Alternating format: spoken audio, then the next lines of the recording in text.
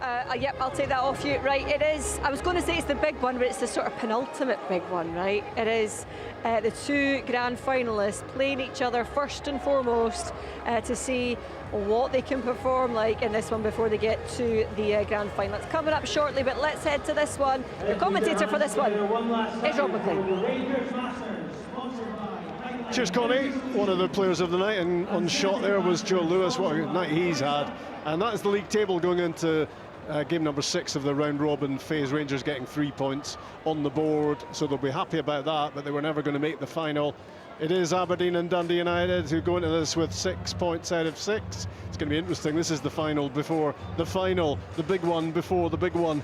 And I'm in the commentary box feeling that I'm not worthy of sitting alongside the man who scored one of the goals of the night, mainly because I don't think we saw it coming, those flicks and tricks from Kirk Broadfoot. What a goal from you.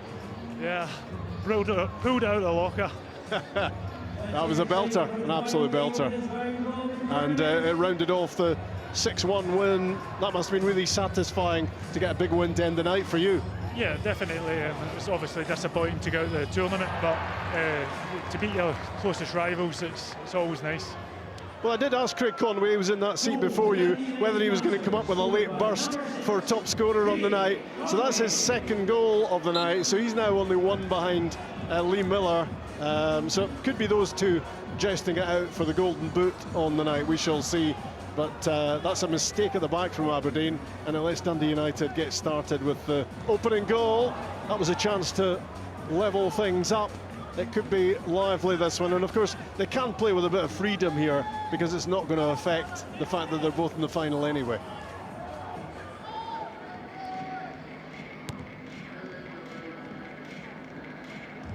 How many K, is it 7K you've clocked up in the 3 games? Yeah, I actually put my watch on for the 3 games, 7K. Tried to get a wee bit of legs in my team. Unfortunately, Aberdeen played as well the first game. Like, they knew what they were doing, keeping the man up. We never really clicked onto that and we get punished. But I felt we were unlucky the first game. I thought Big Joe Lewis made some great saves. He did. At key times. And even the second game, it was his transition that killed us. But we don't take our chances and it kills you. Yeah, first save from Lee McCulloch in the first half, and then he made one in the second half that was really good as well. Trying to remember who that was from, but yeah, it's so important to have somebody like Joe Lewis between the sticks, but they're operating pretty well in front of him as well. They look like they've got a good plan, Aberdeen. I think they've been out training during the week. And you guys haven't? No, I just get told last week I was playing. Really? Yeah. Not. Have you hung up your boots? Have you finally stopped playing? Is that a definite, Kirk? Yeah, that's a definite. Yeah, I kind of fluttered with going back, maybe September, October, but I'm done now. I'll be back next year. You've done a fair old innings. What, 41 now? 41, yep. 26 years, 706 games. Wow. Great effort. There's Russell Anderson, who's in among the goals tonight. He's got a couple so far, so in terms of top scorer in the tournament, it could get interesting. So is the top goal scorer on 2? It's 3 at the moment, so it's Lee Miller and it's Pedro. Obviously Pedro's finished, so Lee Miller's got 2 games to add to his tally. Outstanding tonight as well for Aberdeen has been Johnny Hayes. Here he is. Yeah, he's still got good legs. Strange kind of game, this one, isn't it? It's very much the calm before the storm. How do you approach this game? I mean, is it a chance to get maybe a psychological advantage going into the final? At our age, it's probably a case of trying to stay ready, sharp and ready, not too ready. So obviously you want to limber up a little bit of a dress rehearsal. So I don't see too much changing. Everybody wants to win, and I think as tactics go right out the window as soon as the ball's in play. So as much as you think you might take it easy and see it out to the final, as soon as you're over the pitch, the competitive edge takes over with everybody. Going into the tournament, a lot of people were asking the question, can Aberdeen repeat the success of last season? And so far, so good. Yeah, it's been good. Obviously, Andy's come in. Andy's a little bit younger as well, and Robbie. I think it's a tight one between Robbie and Jesse, but it's good. We think we're obviously a good squad. Done well last year. I think it's the only team that's won a 5-a-side, 6-a-side competition in a low block, so we're a little bit more aggressive this year, a few more goals, a little bit more entertaining. But Dundee United, I think on paper, we're probably the team to beat. Very unlucky last year with a couple of refereeing decisions. Thanks so much. No worries, Darren, you're welcome. He's one Kirk that looks as if he could still be playing, Johnny Hayes. Yeah, definitely. He looks after himself, to be fair to him, and you can see that tonight. There's a chance for Dundee United. Just couldn't quite get it gathered there, Craig Conway, but that will be a foul against Andy Considine. And Craig Conway felt that one as well. So the surface sometimes is a bit difficult, isn't it? He just couldn't get that ball down on the deck to get the shot away. Yeah, it's actually difficult to play, and it's not as level as it looks. It's quite bobbly and slippy, to be honest, and it's firm when you fall on it. Yeah, and you're speaking from experience as well, because you got a clatter.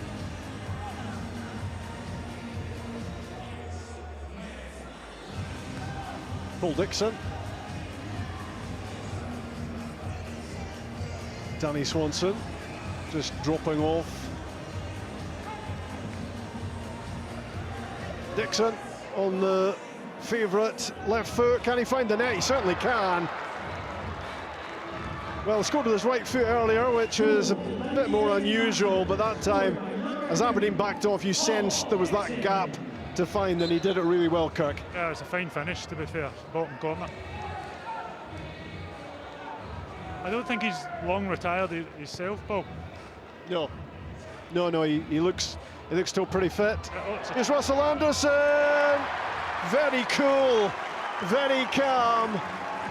And Aberdeen get a goal back in the game, and it's a third on the night for the Aberdeen skipper. He's going for top goal scorer.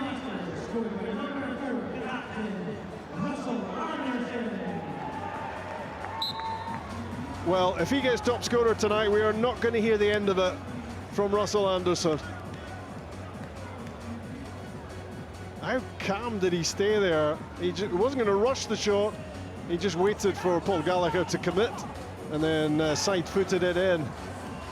Well, it's an entertaining game, this, as you expected it would be, because the pressure is off. Nobody wants to get a hammering, but it's the next game that's going to be the big game that will decide who get their hands on the silverware.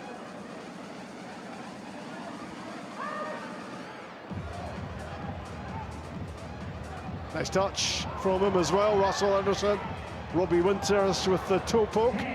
He found the net with the toe poke last time. Not this time, but it popped up again for Anderson, and he just couldn't keep that one down. Half-time in game number 6. 2-1 Dundee United. At half-time, Aberdeen Masters, sponsored by Dexo 1. Dundee United Masters, sponsored by Gambling.com 2. Undoubtedly the two top teams on the night, going head-to-head here, but maybe keeping something in reserve as well for the final. Who do you think, Kirk? Who would be your pick to win the trophy on the night? I actually think Dundee United will go and win the tournament, being honest. I think they've got very good legs, as I say, and it'll play a factor in the next game. I think you can see the games have slowed down a bit now. I think starting to get into the legs of some of the players. So I think Dundee United will go and win it. And at this stage, you're probably keeping something back as well, aren't you? Conscious that the next game is going to matter so much more. Yeah, exactly. Here's Anderson. Here's Considine. Can he finish? Oh, yes, he can. I think that's a couple on the night for Andy Considine.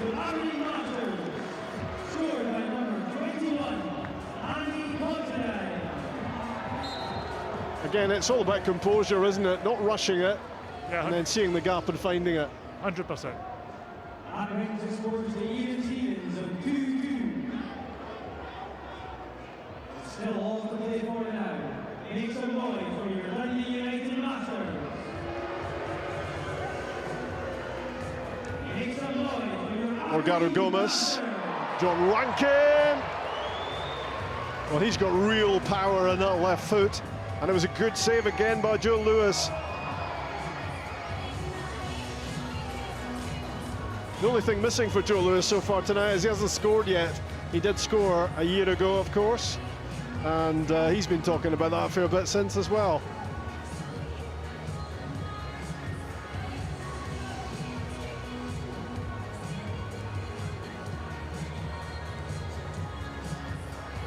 Gomez, Rankin, Morgado Gomez again, just maybe one pass too many.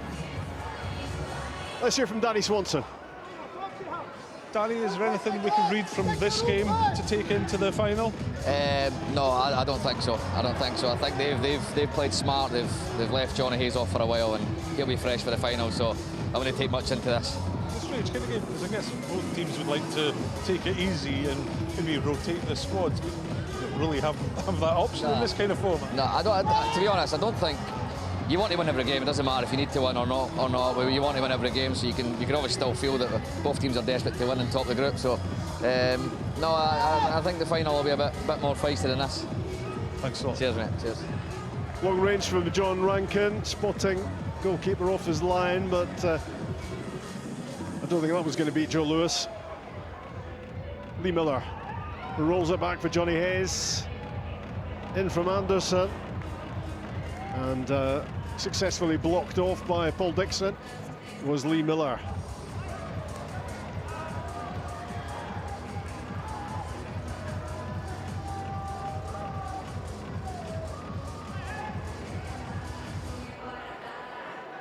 Kevin McNaughton, oh, good effort. Just trying to steer that in with the inside of his right foot, just wide. Well, he would have loved that to have hit the back of the net. Not a prolific goal scorer generally, Kevin McNaughton. That was a big chance there.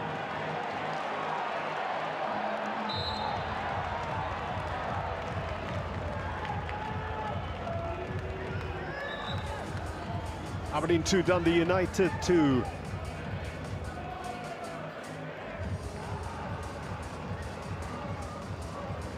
The Scottish Masters 2025 on BBC Scotland.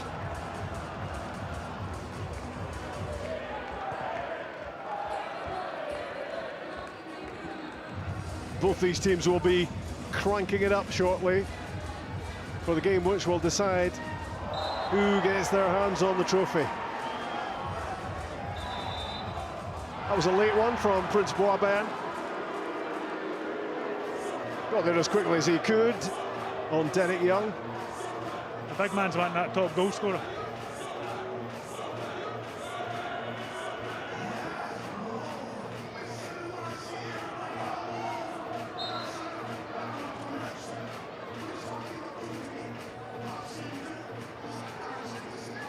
Johnny Hayes, Andy Considine, Russell Anderson into a great position, scores again, would you believe it?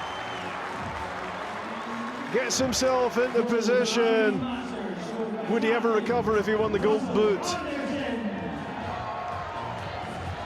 Lovely finish again, Kirk. Yeah, I don't think the keeper had helped himself there though. No. I think Paul Gallagher, as goalkeeper coach, would be having a go at the keeper if he committed himself like that. Anderson not complaining. Here's Gary Kenneth. And it was straight down the throat of Joe Lewis.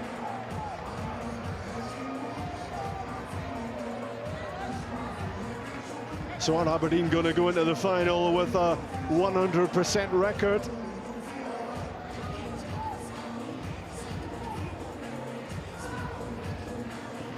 Derek Young's pass. Lee Miller with a flick.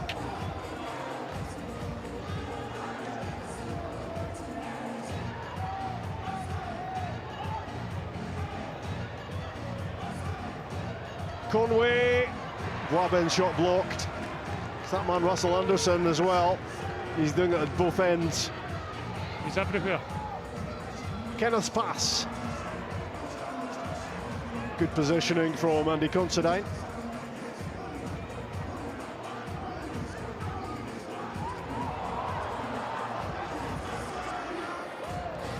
Lee Miller tries his luck. And you can be sure that Lee Miller knows that he's been overtaken by Russell Anderson. Final minute remaining. Finally, the ball comes out of the corner. And we're in the last minute. Out came Gallagher. And Johnny Hayes couldn't quite squeeze that in.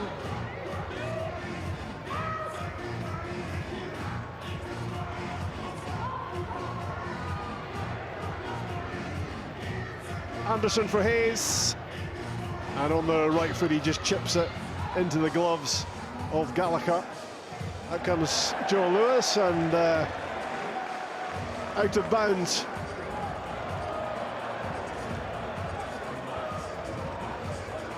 Just happy to get rid of the ball, the Aberdeen goalkeeper.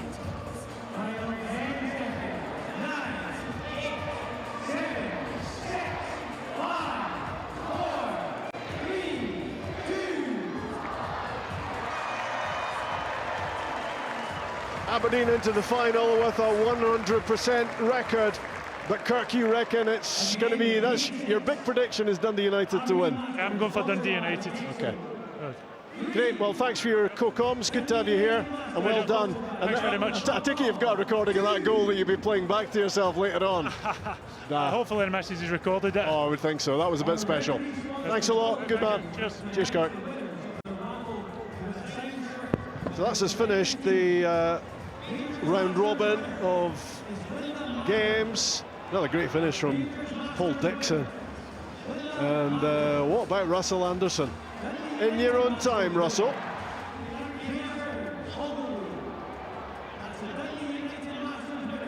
And not so bad either from Andy Considine.